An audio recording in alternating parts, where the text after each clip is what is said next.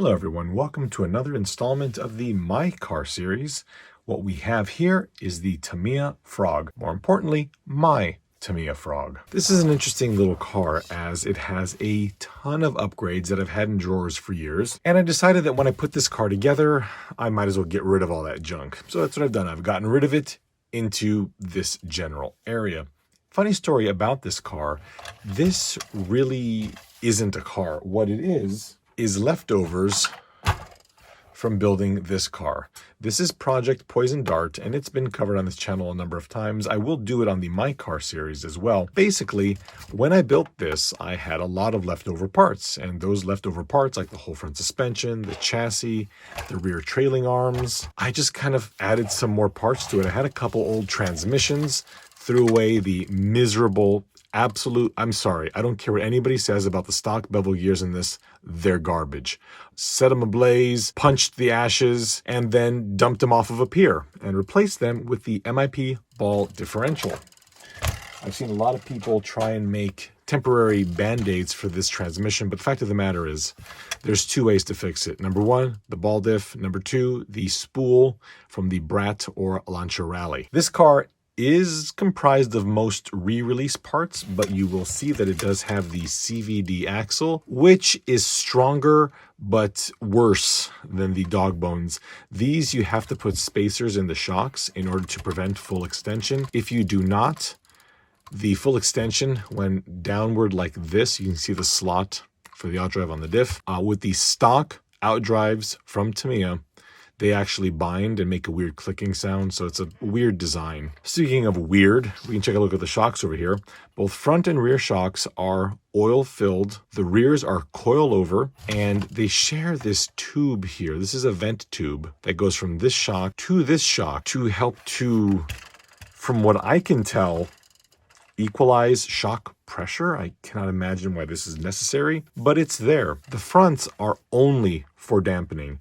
The car has its factory internal onboard coil spring, but the fronts have these peculiar units here that again have this equalization tube. I don't know what to say. I mean, it's there, it's a thing.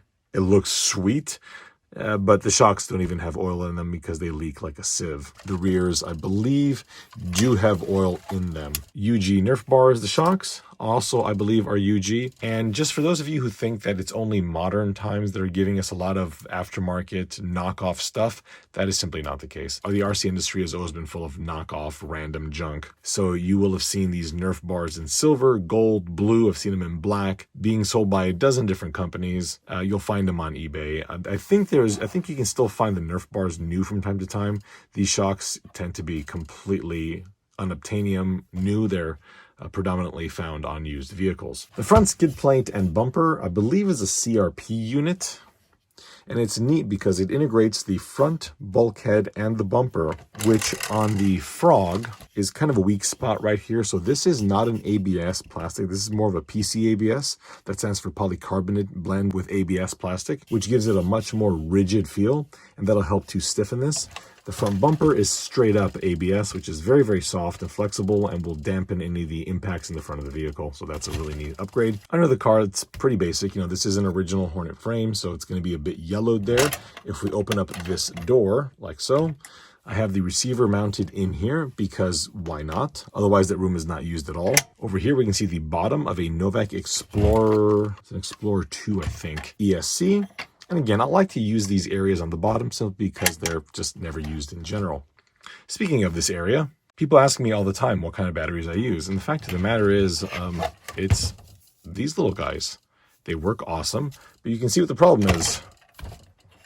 Okay, that's not going to work. So what I made was this little hard pack here. And what happens is you just run this cable through there, slot that in there. When I'm at the track, I've got a little bit of foam that I put in here to prevent it from sliding around.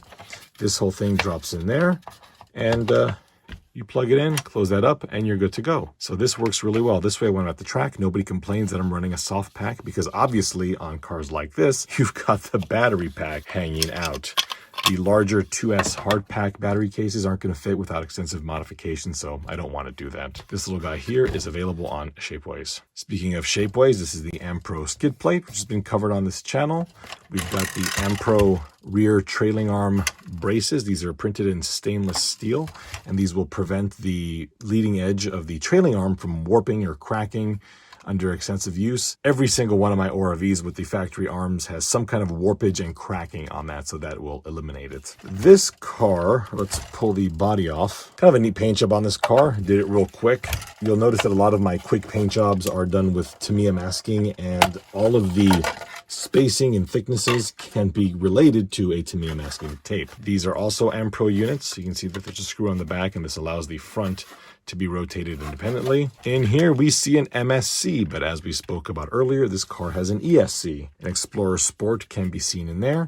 The reason I toss these MSCs and old broken servos in here is because I have a drawer of these, and I suppose I could throw this in the recycling bin, but over here it's still being used. And any talk about, oh, that's going to, raise the CG, that's going to add additional weight, who cares? This is not a race car. It's a car that goes out to get buzzed around every now and then, and it runs just fine. Don't need to worry about it. The motor is a Speedworks Joel Magic Johnson. Unfortunate the case has got this discoloration on it. Cool little motor.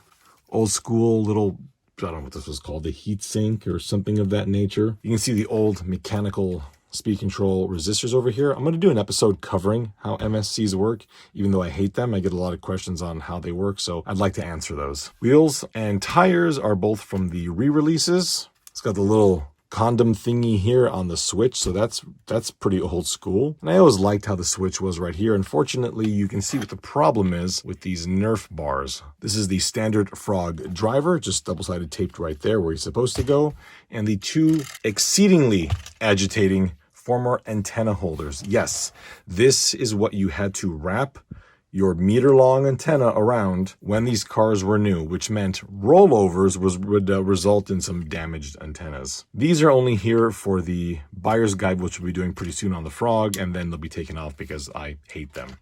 There you have it. This is the Ampro Frog. Not much to it. Just a cheap FP S148 Futaba servo, turbo racing receiver on a very vintage, fun little Frog.